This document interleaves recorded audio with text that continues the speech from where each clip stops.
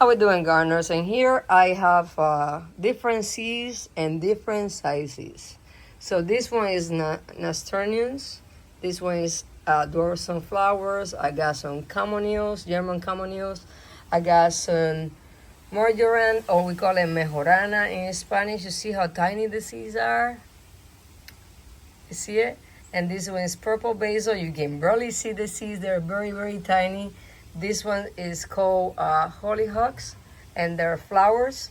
And this one is just marigold, a different kind of marigolds.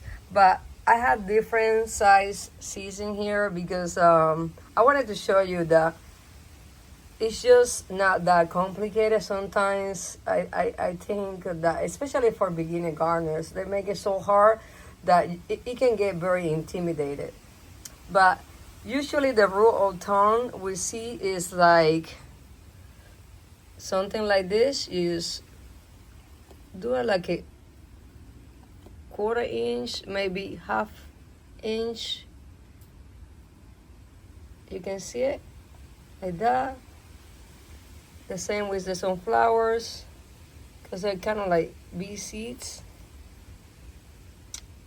But you see, something like this, you don't even have to do anything much to it besides something like this. Kind of like leave it in the surface, kind of mix it a little bit, and then just kind of tap it so it can make good contact with the surface. And you see, this is like this. You're just gonna have to water it a little differently, I would say.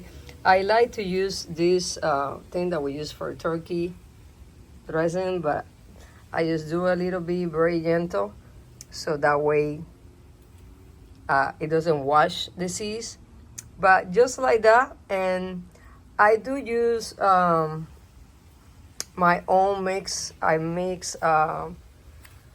do coco coir. This one has coco coir, pimas, vermiculite, and worm castings. I don't like to sterilize my seed mix. Some people swear by it, and that's okay. But I done it a million times, and it doesn't work for me.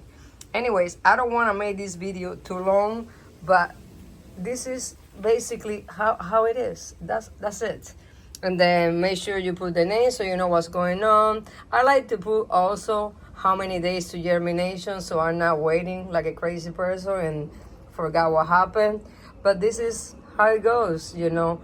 And keep eye on them every day. Make sure it doesn't get too wet. Make sure it doesn't dry. Especially seeds are very finicky at the beginning, but then when they start coming up, it's easier.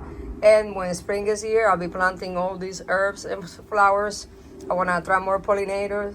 And I also promised my mom that I was going to plant some mejorana and some basil and some camoneals for her. As always, thank you so much for watching. See you guys in the next video.